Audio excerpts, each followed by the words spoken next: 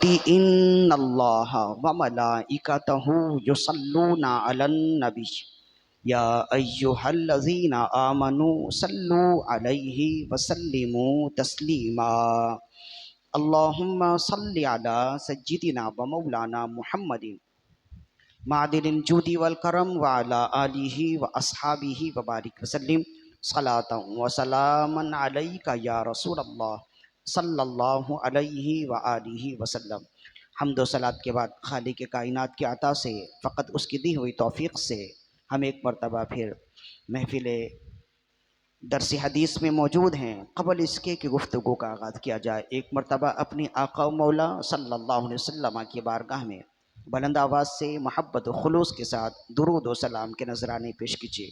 اللہم صلی علی سیدنا و مولانا محمد طب القلوب و دوائها وعافیت الابدان و شفائها ونور الابصار و ضیائها وروح الارواح و غذائها وعلى آلہ و اصحابہ وبارک وسلم صلاۃ و سلاما علیک یا رسول اللہ صلی اللہ علیہ وآلہ وسلم۔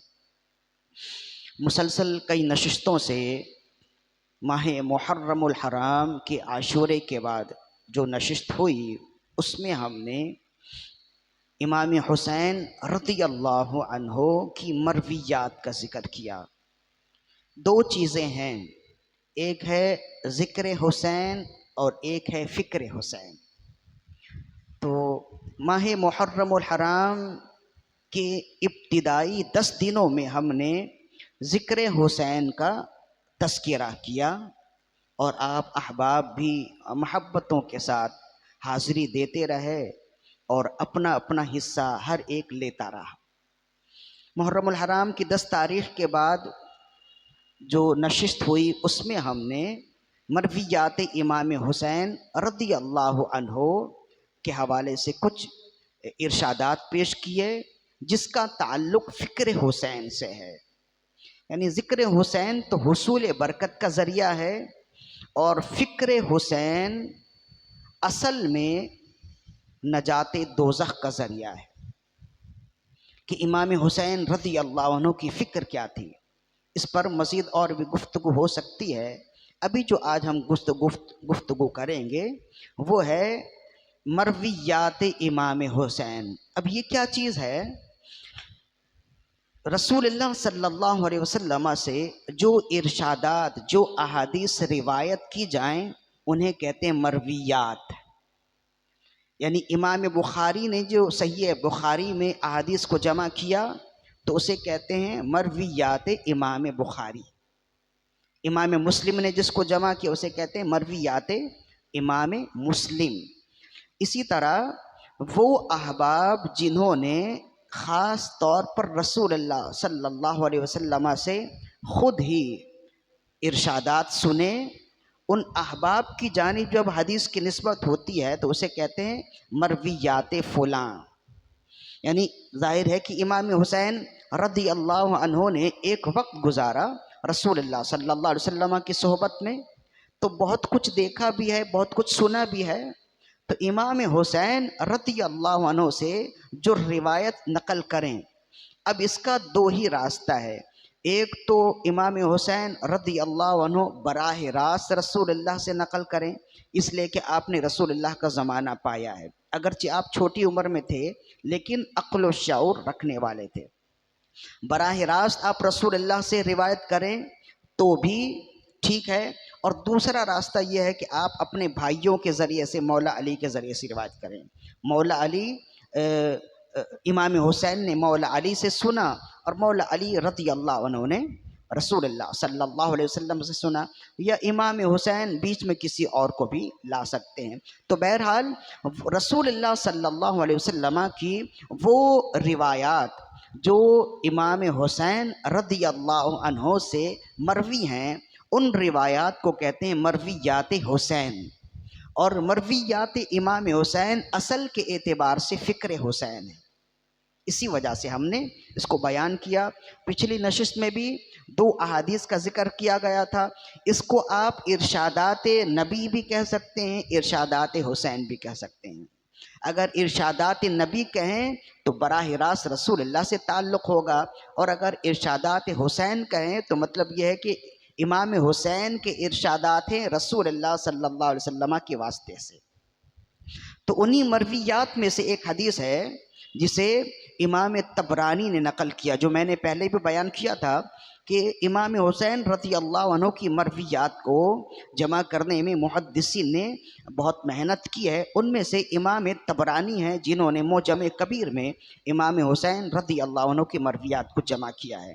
انہی مرویات میں سے ایک حدیث ہے جسے امام حسین کی جانب نسبت کی جاتی ہے، اور امام حسین نے اسے روایت کیا، عن الحسین ابن علی رضی اللہ عنہ قال قال رسول اللہ صلی اللہ علیہ وسلم۔ امام حسین رضی اللہ عنہ فرماتے ہیں کہ رسول اللہ صلی اللہ علیہ وآلہ وسلم نے ارشاد فرمایا، من حسن الاسلام المرء ترکہ ما لا یعنی، آدمی کے اسلام کے حسن میں سے ہے بے معنی باتوں کو اور بے معنی کاموں کو چھوڑ دینا۔ یعنی یہ حدیث شریف ہے کہ رسول اللہ صلی اللہ علیہ وسلم نے ہمیں ایک پیغام دیا اور زندگی گزارنے کا ایک پیمانہ دیا کہ انسان کے اسلام کے حسن میں سے ہے، یعنی حسین ترین ایمان اور اسلام والا وہ شخص ہے جو بے معنی باتوں سے اپنے آپ کو روکے رکھے اور بے معنی بے مقصد کاموں سے اپنے آپ کو روکے رکھے۔ یہ حدیث اتنی جامع اور معنی ہے کہ اسی ایک حدیث پر علماء نے کتابیں لکھی ہیں۔ اب اس حدیث کو سمجھنے کے لیے، اس کی جامعیت اور معنویت کو سمجھنے کے لیے یہ روایت دیکھیے جسے امام ابو داؤد نے خود ہی لکھا ہے اور اسے روایت کیا، اسے لکھا شاہ ولی اللہ محدث دہلوی رحمہ اللہ نے اپنی کتاب بستان المحدثین میں، کہ اس حدیث کے بارے میں کہ یہ حدیث کتنی اہمیت والی ہے۔ امام ابو داؤد کو تو سبھی جانتے ہیں، یعنی سیاہ ستہ حدیث کی جو 6 کتابیں ہیں، ان 6 کتابوں میں تیسرے نمبر پہ جو کتاب آتی ہے وہ ہے سنن ابی داؤد۔ سب سے پہلے جامع الجامع الصحیح، صحیح بخاری، اس کے بعد صحیح مسلم، اور اس کے بعد سنن ابی داؤد، اس کے بعد سنن نسائی، اس کے بعد جامع الترمذی، اس کے بعد سنن ابن ماجہ۔ ترتیب فضیلت میں کچھ اختلاف موجود ہے، لیکن تیسرے نمبر پہ اکثر و بیشتر محدثین اور علماء فرماتے ہیں حدیث کی صحت کے لحاظ سے بخاری اور مسلم کے بعد تیسرا درجہ صحیح سنن ابی داؤد کا ہے۔ تو امام ابو داؤد نے سنن ابی داؤد میں احادیث کو جمع کیا، تو یہ امام ابو داؤد خود فرماتے ہیں کہ میں نے انتخب السنن من 500,000 حدیث وجمع فیہ 4,000 حدیث و800 حدیث۔ فرمائے میں نے جب ارادہ کیا کہ میں ابو داؤد یعنی سنن ابو داؤد لکھوں، اس میں احادیث کو جمع کروں، تو احادیث جمع کرنے کے لیے میں نے 5 لاکھ احادیث کا انتخاب کیا، یعنی 5 لاکھ احادیث کو میں نے اپنے سامنے رکھا، اور رکھنے کے بعد سنن ابو داؤد کی تالیف کی، یعنی 5 لاکھ احادیث میں سے چھان پھٹک کر سنن ابو داؤد میں احادیث کو جمع کیا۔ اور سنن ابو داؤد میں کتنی احادیث ہیں؟ فرمایا 4,800 احادیث ہیں، یعنی امام ابو داؤد نے 5 لاکھ احادیث میں سے صحیح ترین صحت کے لحاظ سے زبردست احادیث کو منتخب کیا۔ ان احادیث کی تعداد 4,800 ہے جسے آپ نے سنن ابی داؤد میں منتخب کیا اور تالیف کی۔ فرمایا کہ 5 لاکھ حدیثوں میں سے میں نے 4,800 احادیث کا انتخاب کیا، اور 4,800 احادیث میں سے میں نے 4 احادیث کو منتخب کیا ہے۔ اگر کوئی شخص ان 4 احادیث کو اپنی زندگی کا حصہ بنا لے گا، تمام امور دنیا اور امور آخرت کے لیے یہ 4 احادیث اس کے لیے کافی ہوں گی۔ محدثین نے ہم پر کتنی رحمت کی ہے، کتنی شفقت کی ہے ہم پر. انہیں معلوم ہے کہ ہم بیکار لوگ ہیں، ہم اتنی احادیث نہ یاد کر سکتے ہیں، نہ پڑھ سکتے ہیں، نہ سن سکتے ہیں. ہم مصروف ترین لوگ ہیں، انہیں معلوم ہے. اس وجہ سے انہوں نے 5,00,000 احادیث، ایسا نہیں ہے کہ 5,00,000 احادیث کتابوں میں سے چن چن کے نکالا. کہتے 5,00,000 احادیث انہیں زبانی یاد ہیں. ان 5,00,000 زبانی یاد احادیث میں سے آپ نے 4,800 احادیث کو منتخب کیا، تو کتنا کم کر دیا. پھر بھی کہنے لگے کہ بعد میں آنے والے لوگ اتنے محنتی نہیں ہوں گے، اتنے شوقین نہیں ہوں گے، تو کہیں ایسا نہ ہو کہ رسول اللہ کے ارشادات کے فیضان سے بالکل ہی خالی رہیں. فرمائے ان تمام تر ذخیرہ احادیث میں سے میں نے 4 احادیث کو منتخب کر لیا. اگر کوئی ان 4 احادیث کو یاد کر لے اور ان 4 احادیث کے احکام کے مطابق زندگی گزارے، زندگی بھی اچھی ہو جائے گی اور آخرت میں بھی کامیابی ملے گی. اب وہ 4 احادیث کون سی ہیں، اب یہ آپ سن لیجئے اور اسے یاد رکھنے کی کوشش کیجئے، اور اس کے جو احکام ہیں وہ بھی یاد رکھنے کی کوشش کیجئے. سب سے پہلی حدیث کون سی ہے؟ فرمائے انما الاعمال بالنیات. اعمال کا دار و مدار نیتوں پر ہے، اعمال کا دار و مدار نیتوں پہ ہے. سب سے پہلی حدیث، اکثر و بیشتر محدثین جب حدیث کی کتاب لکھتے ہیں سب سے پہلے اسی کو لکھتے ہیں. صحیح بخاری میں بھی پہلی حدیث یہی ہے، اس لیے کہ انما الاعمال بالنیات یہ عظیم ترین حدیث ہے، اس کے احکام بہت ہیں. سب سے پہلی حدیث انما الاعمال بالنیات. اور دوسری حدیث من حسن الاسلام المرء ترکہ ما لا یعنی، جسے امام حسین سے روایت کیا گیا کہ رسول اللہ نے فرمایا کہ انسان کے اسلام کی حسن میں سے ہے لا یعنی باتوں کو چھوڑ دینا. فرمایا 2 حدیث. اور تیسری حدیث فرمایا تیسری حدیث ہے لا یکون المؤمن مؤمنا حتی یرضی لأخیہ ما یرضی لنفسہ، کہ فرمایا کہ رسول اللہ صلی اللہ علیہ وسلم نے ارشاد فرمایا تم میں سے کوئی اس وقت تک کامل مومن نہیں ہو سکتا جب تک وہ اپنے بھائی کے لیے بھی وہ پسند کرے جو اپنے لیے پسند کرتا ہے. 3 حدیث ہو گئی. فرمایا چوتھی حدیث جسے امام خطیب صاحب تاریخ بغداد نے نقل کیا اور محدثین نے بھی نقل کیا. چوتھی حدیث فرمایا الحلال بین والحرام بین وبینہما امور مشتبہات فمن اتقى الشبہات فقد استبرأ لدینہ وعرضہ او کما قال. فرمایا کہ چوتھی حدیث یہ ہے جس میں رسول اللہ صلی اللہ علیہ وسلم ارشاد فرمایا حلال واضح ہے، حرام بھی واضح ہے، اور ان دونوں کے درمیان میں بعض چیزیں ہیں جو مشکوک ہیں. تو جو ان مشکوک چیزوں کو چھوڑ دے وہ دنیا اور آخرت میں اپنی عزت بھی بچا لے گا اور اپنا دین بھی بچا لے گا. خطرناک چیزیں یہی ہیں کہ بعض لوگ کہتے ہیں یہ حلال ہے، بعض لوگ کہتے ہیں حرام ہے. تو تقوی کا تقاضا یہ ہے، پرہیزگاری کا تقاضا یہ ہے کہ جس میں شک ہو اسے چھوڑ دو. تو فرمائیں یہ 4 احادیث ہیں جو زندگی گزارنے کے لیے کافی ہیں. اب ان 4 احادیث کی تھوڑی سی تفصیل سمجھ لیجئے، پھر آپ کو معلوم ہوگا کہ یہ زندگی گزارنے کے لیے کافی کیوں ہیں.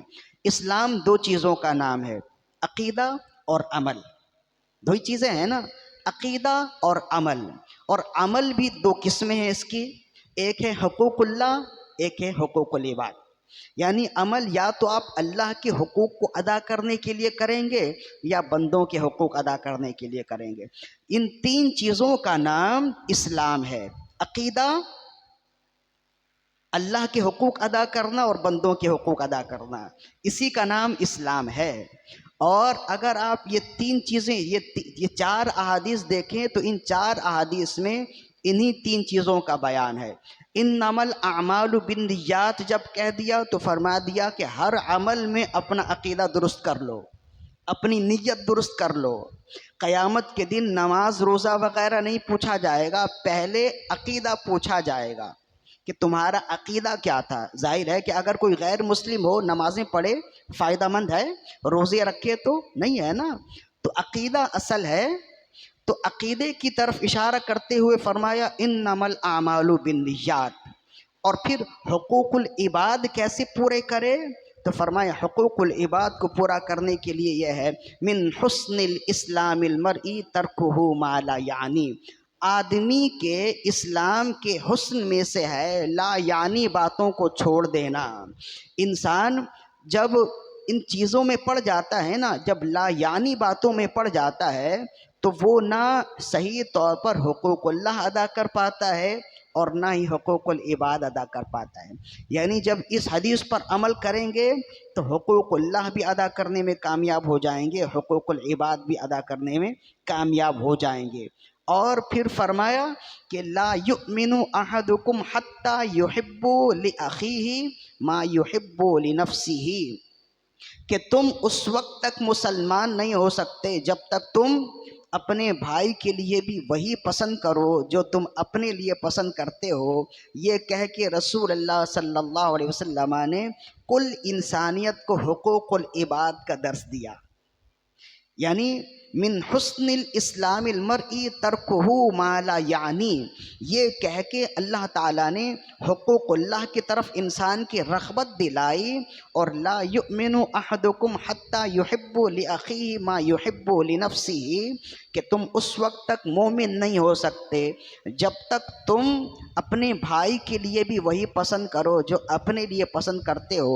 یہ کہہ کے رسول اللہ صلی اللہ علیہ وسلم نے حقوق العباد کی تعلیم دی. تو انما الاعمال بالنیات میں عقیدے کا بیان ہو گیا, من حسن الاسلام المرء ترکہ ما لا یعنی میں حقوق اللہ کی تائید ہو گئی. اور لا یؤمن احدکم حتی یحب لاخیہ ما یحب لنفسہ کہہ کے حقوق اللہ حقوق العباد کی طرف رہنمائی کر دی. تو اب سوال ہوا کہ یا رسول اللہ صلی اللہ علیہ وسلم حقوق اللہ اور حقوق العباد کی ادائیگی کے لیے آسانی کس کام سے ہو؟ تو فرمایا جب تم حلال کھاؤ گے تو تمہارے لیے آسانی ہو جائے گی. جب تم مشکوک چیزیں چھوڑ دو گے تو حقوق اللہ کی ادائیگی بھی آسان ہو جائے گی اور حقوق العباد کی ادائیگی بھی آسان ہو جائے گی. تو اسی سوال کے جواب کے لیے فرمایا الحلال بین والحرام بین وبینہما امور مشتبہات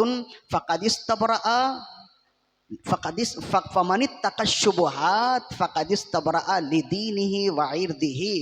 حلال بھی واضح ہے, حرام بھی واضح ہے, اور ان دونوں کے درمیان میں ایک چیز ہے جسے مشکوک کہتے ہیں.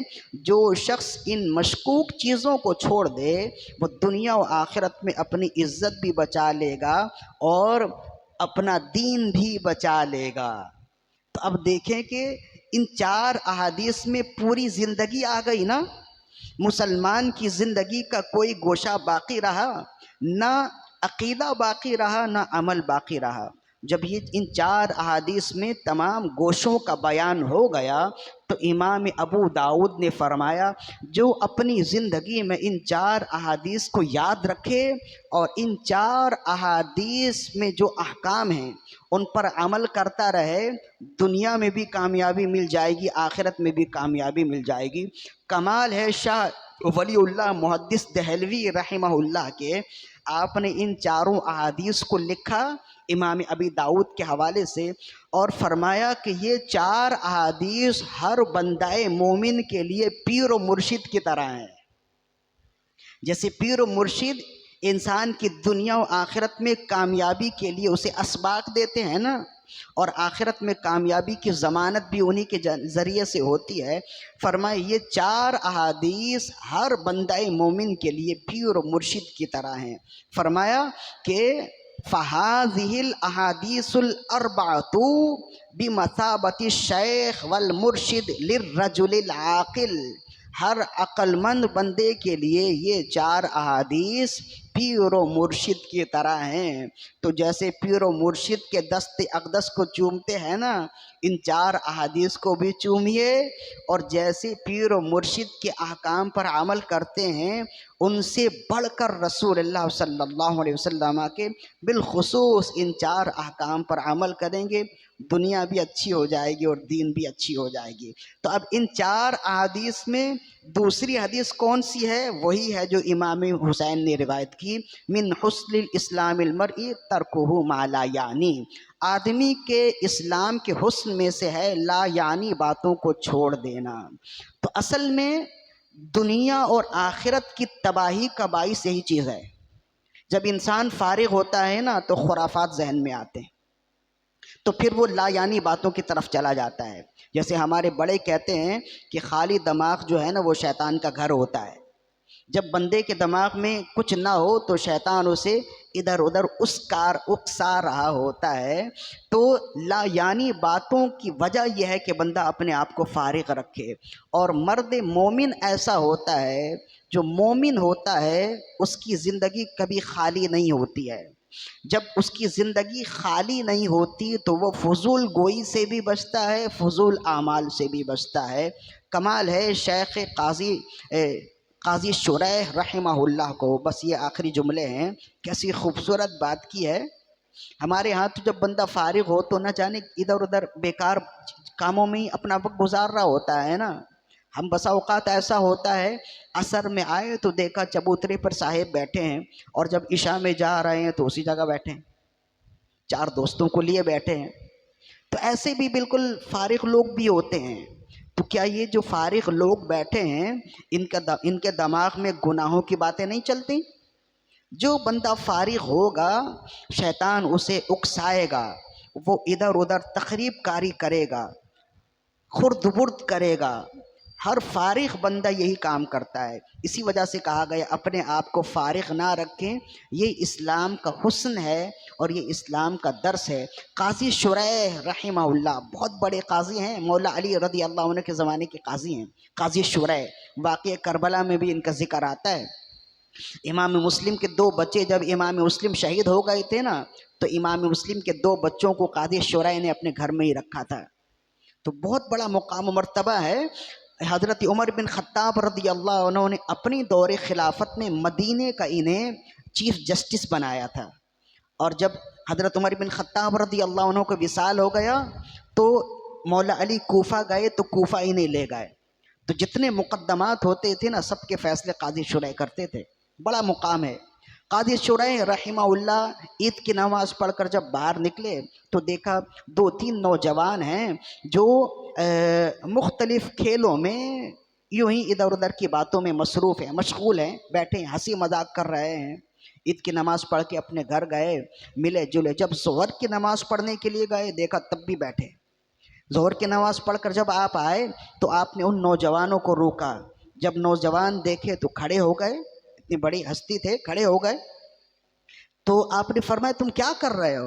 کہا عید کا دن ہے، فارغ وقت ہے تو وقت نکال رہے ہیں، وقت گزار رہے ہیں۔ یہی ہوتا ہے نا، فارغ دن ہے تو وقت گزار رہے ہیں۔